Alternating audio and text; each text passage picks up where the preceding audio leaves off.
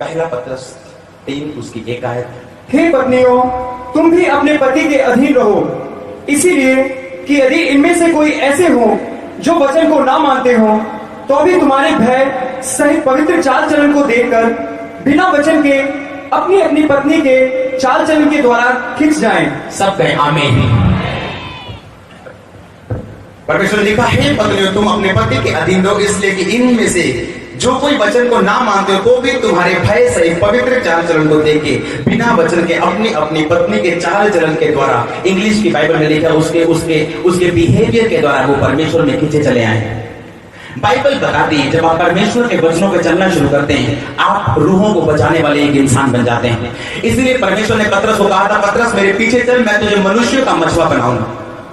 Bible में क्या लिखा है? लिखा आदम जब बनाया गया तो परमेश्वर ने देखा सब जंतुओं को उसके पास लाके कि आदम के साथ कोई भी मेल नहीं खाता, और बाइबल में लिखा परमेश्वर ने आदम को गहरी नींद में सुला के उसकी पसली को निकाला और उस पसली में मांस भर दिया, और परमेश्वर ने कहा ये तेरी औरत है जिसका नाम हवा है, और उसने कहा ये नर, ये उसने फिर आदम ने भविष्यवाणी शुरू की औरत के प्रति कि ये अपने पति से मिले, हम पति पत्नी एक होंगे और हम माता पिता से अलग रहे। कितनों को याद है सारी स्टोरी? पढ़ने की मुझे जरूरत नहीं, उत्पत्ति पढ़ना पूरी घर जाके 1 2 3 4 5 आपको समझ आएगा। कितने घरानों में ये प्रॉब्लम है, लेडीज बोलती हैं हमारा पति हमें अंडरस्टैंड नहीं करता। बाइबल के मुताबिक पति को अंडरस्टैंड करने के लिए नहीं बनाया गया। बाइबल के मुताबिक पत्नियां पति के बीच से निकाली गई।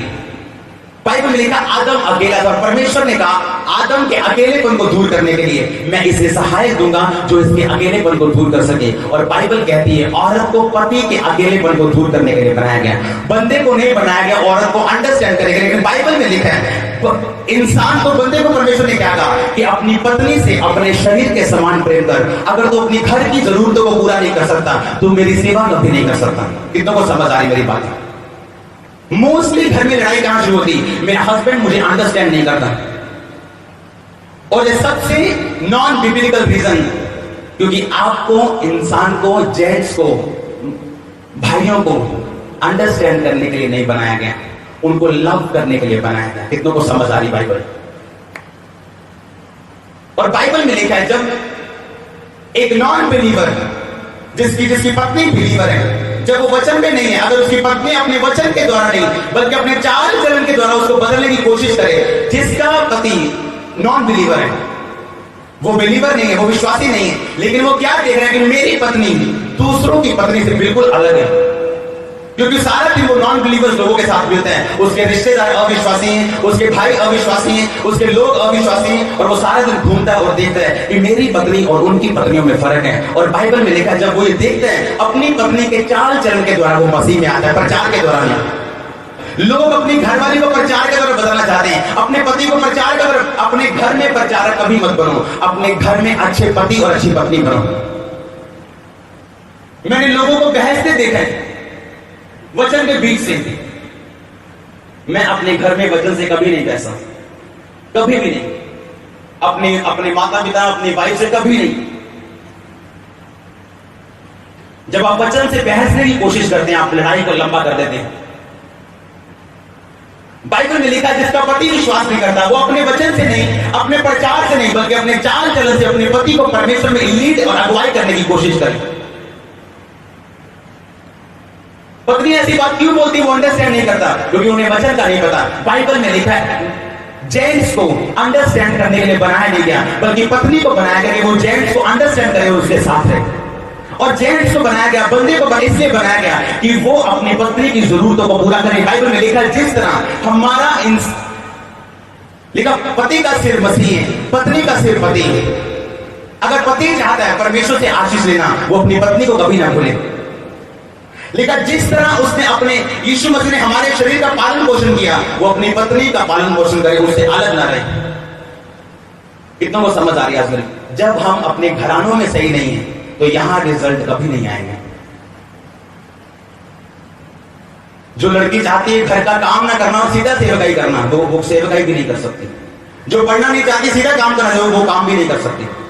जिस भाई ने अपने घर की जरूरतों को पूरा होते, मैंने ऐसे एक सेवक की गवाही सुनी।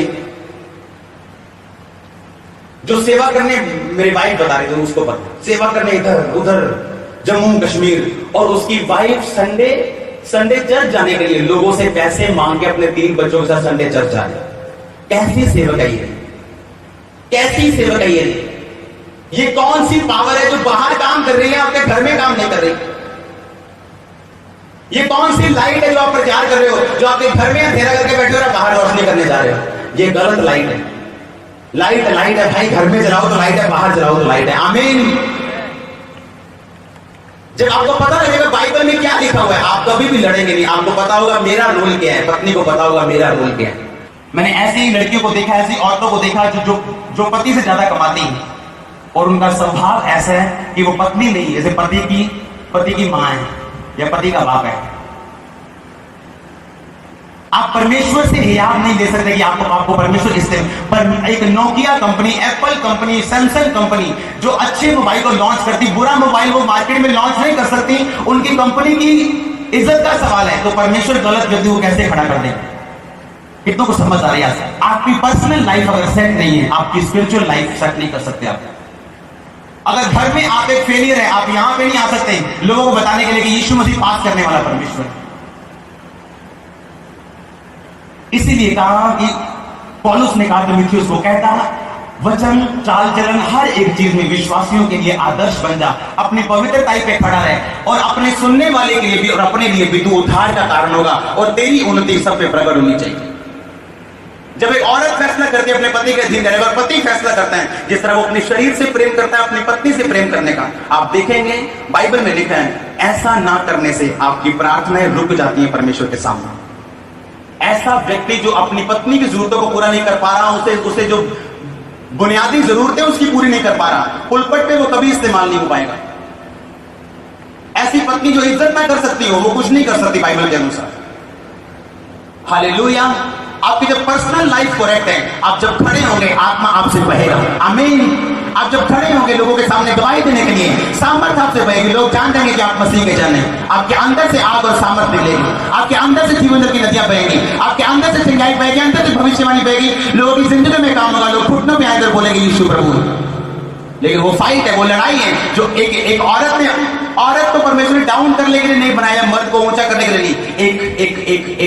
एक जिसे कहते हैं कि एक कॉपी में जो आप देखते हैं, टीवी लेते हैं, उसमें अलग अलग चीज का अलग अलग रोल है। ऐसा परमेश्वर ने बनाया है ताकि हम बैलेंस में रह सकें। परमेश्वर ने कहा अगर पत्नी को कुछ सीखना है तो वो चर्च में ना बोले, बल्कि अपने घर में अपने पति से सीखे। आप ऐसा करके देखो, जिस तरह मैं आशीषित हूं आप आशीषित होंगे यीशु मसीह के नाम में। आमीन। क्योंकि मैं जानता हूं अपनी जिंदगी का हर हिस्से में आशीषित हूं, क्योंकि परमेश्वर ने मुझे वचन की समझ दी है। आपको बना बनाया कुछ नहीं मिलता इस दुनिया में। सोना भी बना बनाया नहीं मिलता, जमीन से मिट्टी से अलग करके मशीनों से निकाल के ताक के इसको गर्म करके इसको पिघला के फिर सोना बनता है जो आपके गलों आपके हाथों में है। और आप चाहते हैं आपको बना बनाया पति आसमान से गिर जाए, आप चाहते हैं बनी बनाई पत्नी आसमान से गिर जाए। बना बनाया कुछ नहीं करेगा, आपको बनाना पड़ेगा प्रार्थना के द्वारा, वचन के द्वारा, समझ के द्वारा, धीरज के द्वारा, संयम के द्वारा। ऐसे बेवकूफ जेंट्स को मैंने देखा जो अपनी पत्नियों को पीटते हैं। पीटने के बाद अपनी वाइफ को कौन से प्यार की इच्छा रख के बैठे हैं आप? कौन दिल के किस कोने से वो आपको प्यार करेगी? आप अपने शरीर को पीट रहे हैं।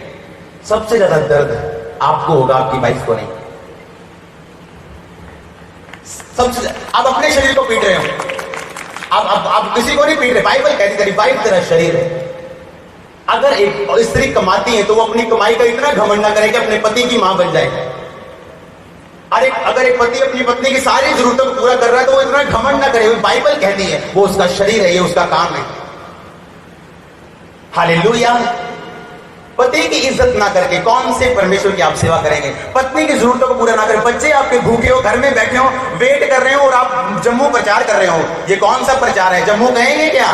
जम्मू बोलेंगे क्या? परमेश्वर को तो आप घर पे बुलाए। एक औरत चर्च के बाहर रो रही थी। किसी ने पूछा माता जी क्यों रो रही थी? कहते मैंने चर्च तो बाहर काटता। कहता माता मेरी आंखों में देख, इन्होंने मुझको निकाल दिया तो तू क्या चीज है? कहते तू कौन है? वो यीशु मसीह थे, वो प्रभु यीशु मसीह थे। कहते मुझको निकाल दिया, तू कौन है? मुझको नहीं छोड़ा इन्होंने। ऐसा ना आपकी जिंदगी में सिर्फ आप ही आप हो और शोर ही शोर हो और प्रभु यीशु मसीह आपको छोड़ गए। पवित्र आत्मा आने की आवाज देता है, जाने की नहीं। पवित्र आत्मा आने पर आवाज करता है, जाने पर आवाज नहीं करता। वो शोकित होता है आपकी गलतियों से और जब हम सुधारते हैं वो फिर आपकी जिंदगी में काम करता है। आमीन।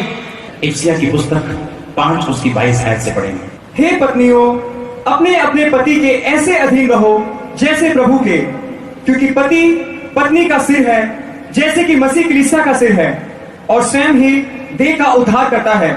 पर जैसे कलीसिया मसीह के अधीन है, वैसे ही पत्नियां भी हर बात में अपने अपने पति के अधीन रहें।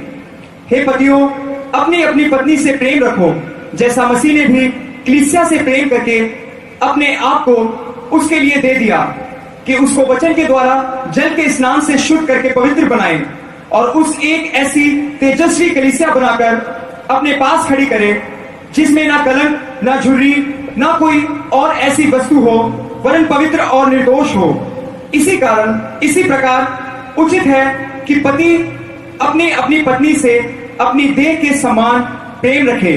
जो अपनी पत्नी से प्रेम रखता है वह अपने आप से प्रेम रखता है, क्योंकि किसी ने कभी अपने शरीर से बैर नहीं रखा, वरन उसका पालन पोषण करता है, जैसा मसीह भी कलीसिया के साथ करता है, इसीलिए कि हम उसकी देह के अंग हैं। सब कहे आमीन। भजन संहिता 45 उसकी 10 आयत से पढ़ेंगे। हे राजकुमारी, सुन और कान लगाकर ध्यान दे, अपने लोगों और अपने पिता के घर को भूल जा, और राजा तेरे रूप की चाह करेगा। अपने हाथों को उठाओ, बोलो परमेश्वर इस वचन को मनन करो। सब जन फिर से अपने हाथों को उठाओ, अपनी आंखों को बंद करो, बोलो परमेश्वर ये वचन मेरी जिंदगी में फल लेके आए। प्रभु यीशु मसीह के सामर्थ्य नाम में मांगते हैं, हालेलुया। अगर आप भजन संहिता को ध्यान से पढ़ते हैं तो उसमें लिखा है, जब आप 45 की 10 आयत को पढ़ते हैं, लिखा 11 आयत में, राजा तेरे रूप की चाह करेगा, क्योंकि वह तो तेरा प्रभु है और तू उसे दंडवत कर। कितनों को बताया, पिछले कुछ महीनों में अपने अफ्रीका में था और जो मेरे आत्मिक पिता हैं उनकी जो पत्नी है, मैंने दुनिया में पहली औरत देखी जो इतनी डीप प्रोफेसी करती है, जो इतनी गहराई में भविष्यवाणी करती है, इतनी गहराई में। बाइबल में लिखा है कि पति अपनी पत्नी से प्रेम करे और उसको बिना कलंक, बिना झुर्री, यानी एक निष्कलंक कलीसिया बना के, एक व्यक्ति बना के परमेश्वर के सामने उपस्थित रखे। अगर आप अपनी वाइफ के सामने झूठ बोल रहे हैं हर बार और बातों को छुपा रहे हैं, तो आपकी वाइफ आपकी इज्जत करने में थोड़ा सा कम होगी बाकियों से। और अगर आप ओपन है हर बात में, तो आप देखेंगे आपकी गृहस्थी जो है एक अच्छी रीति के साथ चल रही। जब मैं वहां पे था, मैं उनके घर में था, मैंने एक बहुत अजीब बात को देखा। जब प्रोफेटेस, जब मेरी आत्मिक माता जब पिता के पास आती है, कोई भी जब वो बात करती है वो अपने घुटनों पे आके करती है। हमने सिर्फ उनको टीवी में देखा भविष्यवाणी करते हुए, हमने उनकी अधीनगी को कभी नहीं देखा। और जो मेरे आत्मिक पिता हैं वो अपनी वाइफ से इतना प्रेम करते हैं कि याद रखो, आपकी वाइफ की शादी आपके साथ हुई है, आपकी पिता के साथ नहीं हुई, आपकी माता के साथ नहीं हुई, आपके भाई के साथ नहीं हुई, आपकी चाची के साथ नहीं हुई। आपकी पत्नी को सुरक्षित रखना आपका काम है। अगर आपके घर में आपका छोटा भाई उठे उसके कान पकड़ ले, बड़ा उठे उसका दिमाग पकड़ ले, ससुर उठ के कुछ भी पकड़ ले, सास उठ के कुछ भी कह दे, तो आप एक मूर्ख पति हैं। क्योंकि आपकी शादी आपकी पत्नी के साथ है, आपकी पत्नी की शादी आपके साथ हुई है, आपके घराने के साथ नहीं है। उसे सुरक्षित रखना, उसे टेंशन फ्री रखना, ये पति का काम है। जब आप अपने शरीर को टेंशन फ्री रखेंगे तो एंड में आप ही टेंशन फ्री होंगे। कितनों को समझ आ रही है? बाइबल में लिखा है उसकी पत्नी अपने सास अपने ससुर के उसी तरह अधीन रहे जिस तरह वो उसी तरह प्रेम करे जिस तरह वो अपने माता पिता से प्रेम करती थी। लेकिन व्यक्ति को यह भी लिखा उस बंदे को कि अपनी मेक श्योर तुम्हारी वाइफ घर में सुरक्षित हो। ऐसी औरतों को मैंने देखा जो कभी इज्जत नहीं कर पाती अपने घर वालों की और हमेशा बेचैन, हमेशा आशीष के बिना, हमेशा सिर्फ प्रभु नाम में है उनकी जिंदगी में। जितनी मर्जी ऊंची वो प्रार्थना कर लें, लेकिन वो जानते हैं जेन्युइन मसा उनकी जिंदगी में नहीं। जो अपनी वाइफ से प्रेम नहीं कर सकता वो लोगों से क्या करेगा, कलीसिया से क्या करेगा, प्रभु से क्या करेगा। बाइबल में लिखा है यीशु मसीह ने कहा जो मुझे प्यार करता है वो मेरे हुक्मों को मानता है। वाइफ कुछ भी कहे, अगर औरत को अधीन रहना पसंद नहीं है तो बाइबल कहती है अगर अधीन रहे तो वो औरत अधीन रहेगी जो प्रभु से प्रेम करती है। एक व्यक्ति जितना मर्जी चाहे कुछ भी हो, लेकिन वो अपनी औरत की जरूरतों को पूरा करेगा अगर वो यीशु मसीह से प्रेम करता है। अपनी औरत को ताने मार मार के, अगर उसके बच्चा नहीं है, आप क्या ले लोगे उससे वापस? कुछ भी नहीं। कुछ बातें परमेश्वर के हाथों में है। आमीन। टाइम आने पर आपको जब वो रास्ते खोलते हैं, बाइबल में लिखा है एक मन रहो, ऐसा ना हो तुम्हारी प्रार्थनाएं रुक जाएं। अगर तेरी पत्नी नहीं, लिखा खोज मत कर। अगर नहीं है तो, अगर है तो उसे छोड़ मत। अगर तुम शादी करवाना चाहता है तो पाप नहीं, लेकिन शादी करवा के सारे हुक्मों को पूरा कर, ताकि तेरी पर्सनल गवाही खराब ना हो। शैतान का काम क्या है? आपकी पर्सनल गवाही को खराब करना। उसके बाद पता, आप जितना मर्जी ऊंचा हालेलुया बोलो, कोई असर नहीं होने वाला है। आप जितना मर्जी ताड़ियां मरवा के लोगों के गुट गर्द करवा दो, कुछ नहीं होने वाला है। आप जैसे आ रहे हैं वैसे जा रहे हैं। चर्च का मतलब है आपकी जिंदगियां सेम नहीं रहनी चाहिए यीशु मसीह के नाम में। आपके घरानों से गवाहियां आनी चाहिए यीशु मसीह के नाम में। बाइबल में लिखा है जब शादी हो जाएगी, इंसान अपने माता पिता से अलग रहेगा और वो अपनी पत्नी के साथ मिला रहेगा। वो एक मन होंगे, एक शरीर होंगे। कितनों को समझ आ रही है? आज मैं आपको छोड़ूंगा नहीं जब तक आप बदलेंगे नहीं। आमीन। आपको ये बात समझ रही है? मिसअंडरस्टैंडिंग कहां शुरू होती है? जब कोई भी जन बाइबल से हट के चलता है। बाइबल में लिखा है अगर पति विश्वासी नहीं है, अगर तुझे छोड़ना चाहे तो पौलुस ने लिखा एक विश्वासी उसे छोड़ सकता है, लेकिन क्या स्त्री तू नहीं जानती अपने पति का उद्धार करवा, अपने चाल चलन से बता के तू मसीह में है। तेरी जिंदगी इतनी होनी चाहिए जो आम औरतें नहीं कर सकती। तेरी बातें ऐसी होनी चाहिए जो आम औरतें नहीं कर सकती। आप रिजल्ट भी वो देखेंगे जो आम बंदे नहीं देख सकते, जो आम घराने नहीं देख सकते। मैंने वो रिजल्ट देखा है अपनी पर्सनल लाइफ, अपनी कलीसिया, अपनी सेवकाई में, जो आम सेवक ने और आम विश्वासी ने कभी नहीं देखा। बात ये नहीं मैं परमेश्वर को रिश्वत देके आया हूं, बात ये मैंने परमेश्वर के वचन को सीरियसली लिया है, उसे कबूल किया, उसे माना है। जो दोषी को दोष, निर्दोष और निर्दोष को दोषी के लिखा, वो परमेश्वर से अनुग्रह नहीं पाता। अब ये नहीं घर में जाके पत्नी बोलो ओए तू ऐसा करना, पत्नी बोले ओए चल तू ऐसा करना, और आपस में आप ज्यादा लड़ना शुरू कर दो। टाइम दो, हर चीज को टाइम दो। एक पौधा टाइम मांगता है बड़ा होने के लिए, एक रिलेशनशिप टाइम मांगती है उसे और मजबूत होने के लिए। आमीन। बाइबल में लिखा प्रेम जबरदस्ती नहीं करता, वो झुठलाता नहीं और बुरा नहीं मानता। आमीन। अगर लिखा तू रोजे रखता है और प्रेम नहीं है, तेरे पास प्रेम नहीं है और तू बुराई कर रहा है और तू शब्द बोल रहा है उल्टे सीधे, तो लिखा वो तेरा शरीर का जलाना, तेरा संपूर्ण संपत्ति कंगालों को खिला देना, उसमें कोई फायदा नहीं। तो एक ऐसे बर्तन के समान है जो सिर्फ भड़कता है, उसमें कुछ भी नहीं है। और पुराने नियम में लिखा सारा अपने पति के अधीन रहती, उसे स्वामी कहती थी और उसने परमेश्वर से अनुग्रह को पाया। परमेश्वर का वचन आपको दुखी करने के लिए नहीं, आपको दोषी करने के लिए नहीं है, आपको नाराज करने के लिए नहीं, बल्कि आज जो कड़वा करेला आप खा रहे हैं आपके फेस से नजर आएगा यीशु मसीह के नाम में। आज जो कड़वा रस आप पी के जा रहे हैं आपके फेस उज्जवल होंगे यीशु मसीह के नाम में। आप वो शांति, वो आनंद अपनी फैमिली में फील करेंगे आज से, जो आपने पहली जिंदगी में कभी नहीं किया। लिखा जब आदम को बनाया गया था, लिखा सारे जीव जंतु, सारे जानवर आदम के पास लेके आए थे आदम के साथ कोई मेल रखने के लिए, लेकिन लिखा कोई मेल नहीं मिला। मेरे आत्मिक पिता के जो भाई है वो इस तरह से बताते हैं कि आदम के पास जो मादा गोरिल्ला है, गोरिल्ला बोलते हैं जो बड़ा बंदर बोलते हैं, उसको भी लाया गया था।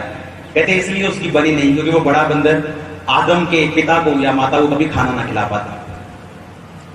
कितनों को समझ आ रही है? इसलिए परमेश्वर ने औरत को बनाया ताकि सब कुछ बैलेंस में रहे आपके घर में।